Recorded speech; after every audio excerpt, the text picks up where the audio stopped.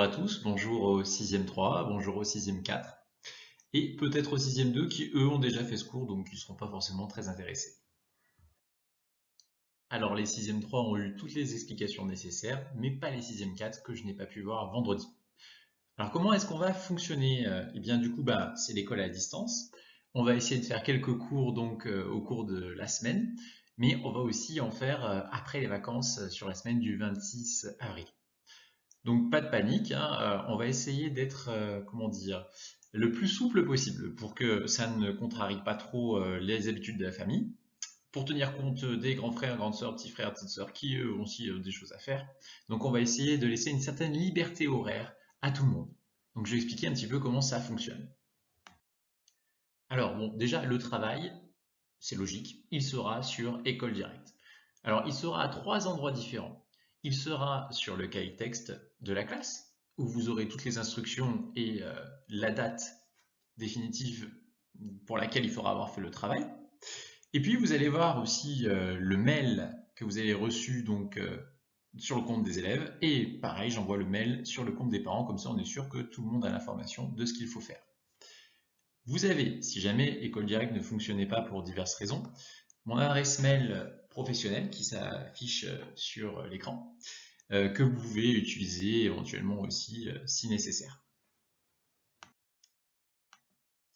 Alors, sur École Directe, ça parle un petit peu toujours de la même chose. Vous avez des feuilles à éventuellement faire imprimer, sachant que cette fois-ci, eh bien, on a donné beaucoup de feuilles imprimées déjà aux élèves dès vendredi. Ça évitera d'utiliser trop la cartouche d'encre de la maison et que ce soit complexe pour tout le monde. Vous allez avoir donc les cours en vidéo, comme vous le voyez là, sur YouTube. Alors pourquoi sur YouTube? On va essayer d'expliquer un petit peu. Alors sur YouTube, l'avantage, c'est que déjà, il n'y a pas de visio à une heure précise, à un horaire précis. Ce qui, je le redis, serait très contraignant, étant donné qu'on peut avoir un ordinateur pour la famille, un grand frère, une grande sœur qui ont des visios au lycée en même temps. Donc c'était pas forcément très compatible. Et comme je l'ai expliqué aux élèves de 6e 3, l'esprit, c'est simplement de vous laisser vraiment de l'autonomie. Par exemple, ce cours est à réaliser pour jeudi, mais vous pouvez le faire toute la journée de mardi ou la journée de mercredi, alors vous voulez tout simplement. Puis la vidéo est toujours disponible, donc on peut la regarder quand on veut, on peut mettre pause, etc. Donc vraiment, essayez d'être souple. De mon côté, en tout cas, c'est la volonté, et pour que vous, ça soit simple à la maison et qu'on puisse faire exercice tranquillement. Alors, là, on en est resté, c'est à la séance 2 de ce fameux chapitre sur le judaïsme. Donc, on va pouvoir écrire sur une feuille simple comment le monothéisme juif se consolide-t-il sous la domination des Romains. Donc, séance 2. Petit rappel, à la fin de la séance 1, nous avions vu que les royaumes hébreux avaient des voisins un petit peu rumants et que ces voisins étaient devenus même inquiétants puisqu'ils avaient envahi d'une part le royaume d'Israël dans un premier temps et puis ensuite le royaume de Juda. Eh bien, les dominations ne s'arrêtent pas là puisque les Romains vont s'en mêler. Donc je vous laisserai donc écrire le titre et coller en dessous les fiches d'exercice que je vous ai données vendredi à tous, ce qui vous évite donc de les faire imprimer. Et c'est ça qu'on va réaliser aujourd'hui, donc je vous invite à écrire le titre, coller les questions et à mettre pause. Bien, je pense que vous avez eu le temps d'écrire le titre, de coller les questions. Du coup, eh bien, vous allez travailler sur plusieurs documents. Alors, pour les questions 1 et 2 pour commencer. Donc le premier document, c'est une carte.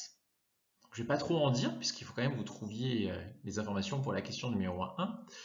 Simplement peut-être entourer un espace sur cette carte qui vous aidera un petit peu à trouver l'espace recherché, puisqu'on a déjà un petit peu parlé de Jérusalem, de ce secteur-là.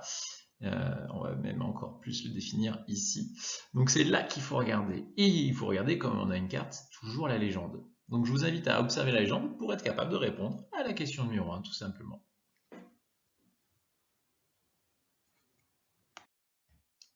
Bien, alors là on va parler d'un nouveau temple à Jérusalem qui s'est reconstruit. Souvenez-vous, le premier avait été détruit par Nabuchodonosor, qui était donc l'empereur des Babyloniens. Alors, à ce moment-là, arrive à la tête du royaume des Hébreux, eh bien, un roi qui s'appelle Hérode. Comment Hérode est-il arrivé au pouvoir? Alors ça a été très compliqué, on va pas rentrer dans les détails, si ce n'est que, en gros, en Palestine à ce moment-là, il y a les Parthes qui ont envahi le territoire. Du coup, les Parthes vont soutenir un roi Et Hérode, lui, a la chance de ne pas choisir le camp des Parthes, mais plutôt celui des Romains. Donc suite à une lutte, c'est les Romains qui l'emportent, et donc Hérode devient roi. Super pour lui. Et du coup, bah, il a les pleins pouvoirs et il va en profiter bah, pour agrandir le fameux temple qui a été reconstruit depuis qu'il avait été détruit une première fois par Nabuchodonosor. Donc ce temple-là, hein, il est dans les écrits, en tout cas, décrit comme quelque chose d'assez extraordinaire pour l'époque. Et j'ai envie de vous montrer quelques images de synthèse. Les images de synthèse, hein, c'est des images recréées à l'ordinateur qui permettent un petit peu de nous rendre compte que ce temple était quelque chose d'assez admirable pour l'époque.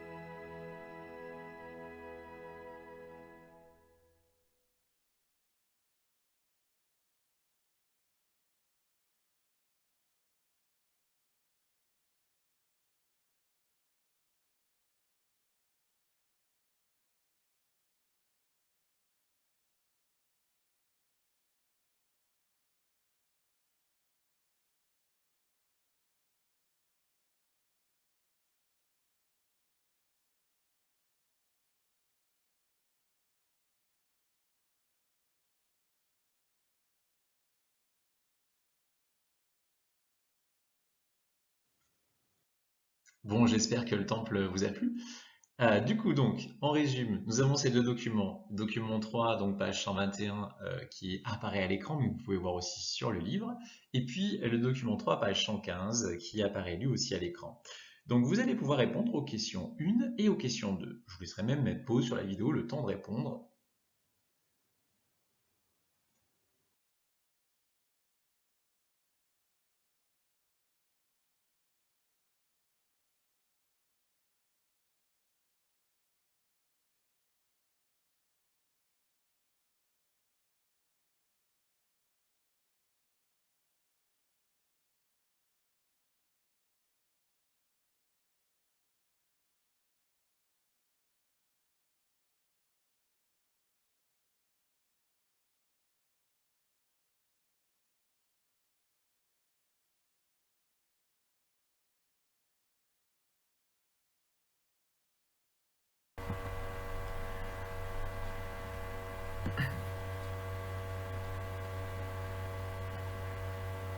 Bien, notre Jérusalem a pu construire un temple, comme vous le voyez.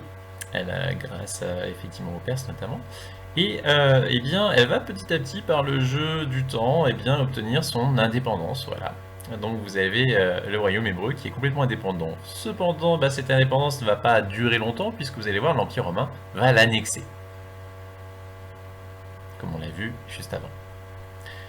Vers l'année 66 jusqu'à l'année 73, eh bien, vous avez une grande révolte qui éclate, où ben, le mur sera détruit, temple sera détruit une deuxième fois. 132, nouvelle révolte. Alors là, les Romains vont aller plus loin que détruire simplement le temple. Ils vont obliger les Juifs à se disperser dans tout l'Empire romain. C'est-à-dire qu'ils ne pourront pas rester dans la zone de la Palestine, mais vont être répartis un peu partout dans l'Empire romain.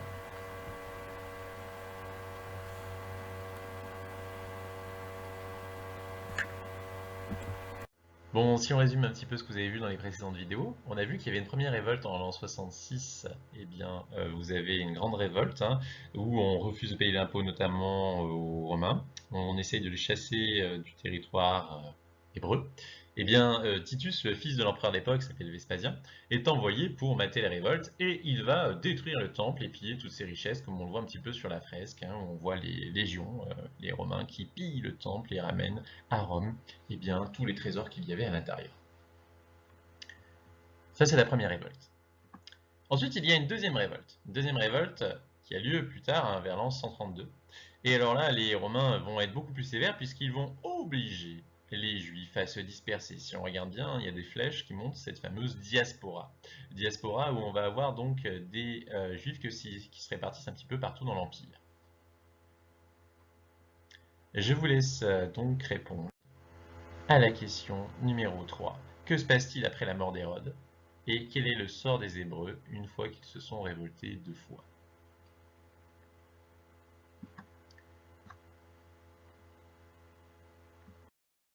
Bon, vous vous souvenez de la question précédente? On a dit que le temple est détruit une deuxième fois et cette fois-ci ne sera plus reconstruit. Que les Hébreux sont obligés de quitter, en tout cas en grande partie, Jérusalem et de se répartir un petit peu dans tout l'Empire romain. Pourtant, la religion ne disparaît pas. La religion a été mise par écrit. Les personnes qui quittent Jérusalem emportent avec eux leur tradition et vont continuer à perpétuer cette religion. Le problème, c'est qu'il n'y a plus de temple. Et le problème, c'est que ces gens sont souvent d'ailleurs loin de Jérusalem. Donc il faut qu'ils continuent à prier, à exercer leur culte. Comment vont-ils faire? Eh bien, on a des indices. On a des indices page 121, avec donc une fresque qui a été retrouvée en Israël. Et puis vous avez aussi un petit dialogue où vous avez raconté ce qui se passe en Égypte, où il y a un roi, un descendant des pharaons si vous préférez, à moitié grec aussi, qui s'appelle Ptolémée, et qui va recevoir du coup les Hébreux qui sont arrivés dans son royaume et qui lui demandent un lieu pour prier. Et il s'avère que effectivement ils vont s'installer, il est d'accord, dans un endroit. Eh bien, ce sera à vous de me donner le nom de cet endroit en lisant le texte, en observant la fresque. Et finalement, c'est dans ces lieux que les Hébreux, les Juifs d'aujourd'hui encore, vont prier. Des petits lieux qui donc vont imiter un petit peu le temple de l'époque. C'est en fait un petit temple qui va être construit un petit peu partout, là où il y aura des communautés hébreux importantes. Eh bien, je vous laisse observer le document et répondre à la question numéro 4.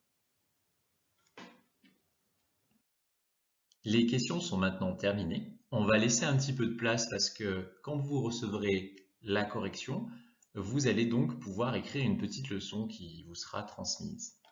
Je répète, pour les 6e 4 qui ne sont pas au courant, une fois qu'on a fini les questions, il faut bien me demander sur École Directe, en m'envoyant un petit message, la correction. Je vous l'enverrai en format PDF, c'est-à-dire un format qui ne peut pas se modifier, et vous pourrez du coup corriger vos questions, écrire la leçon. Et comme toujours, c'est un peu la tradition maintenant, à l'écran s'affiche donc notre fameuse frise chronologique pour la partie 2 que nous allons compléter. Alors vous remarquez d'ailleurs que la partie 2 va être terminée en histoire, puisque c'est la dernière frise qui est tout en bas qu'on complète. Alors, il vous faudra vos 2 petites vignettes, ça tombe bien. Vendredi, je vous les ai distribuées, donc vous devez les avoir, pas besoin de les faire imprimer elles aussi, même si je les ai mises sur École Directe au cas où. Alors, sur la frise chronologique, on voit qu'au départ, il y avait un seul royaume hébreu, celui qu'on avait vu au départ, hein, puis qui se sépare en deux, entre royaume d'Israël et royaume de Juda. Puis, petit à petit, vont être dominés successivement et finir par disparaître, envahis par leurs voisins. Et puis ensuite, le peuple hébreu va quitter en grande partie la Palestine, même si tout le monde ne part pas. Une grande partie va être dispersée un peu dans tout l'Empire romain. On appelle ça d'ailleurs une diaspora, on l'a déjà vu. Donc il faut reproduire la frise comme vous l'avez sur l'écran et coller les 2 petites vignettes. Et on aura fini pour la frise. C'est donc la fin de ce premier cours. Donc à suivre évidemment puisque nous aurons un 2e cours où il faudra faire, comme toujours, une fiche d'enseignement moral et civique. Je vous rappelle également qu'il y aura un test donc vendredi pour toutes les classes de 6e qui concernera donc les expressions antiques. Donc ce test-là, il y a déjà quelques explications sur École Directe. On pourra le réaliser sur un site qui s'appelle Cuisinière. Pour pouvoir réaliser le test, il faudra attendre vendredi matin qu'un code ait été envoyé pour pouvoir réaliser donc le test dans des conditions sereines jusqu'à 18 h le soir. Donc c'est-à-dire que vous avez toute la journée de vendredi et que donc ce ne sera pas compliqué pour les parents ni pour vous. Vous pouvez le réaliser à l'heure que vous souhaitez, tout simplement. Mais la seule condition, c'est de le faire avant 18 heures.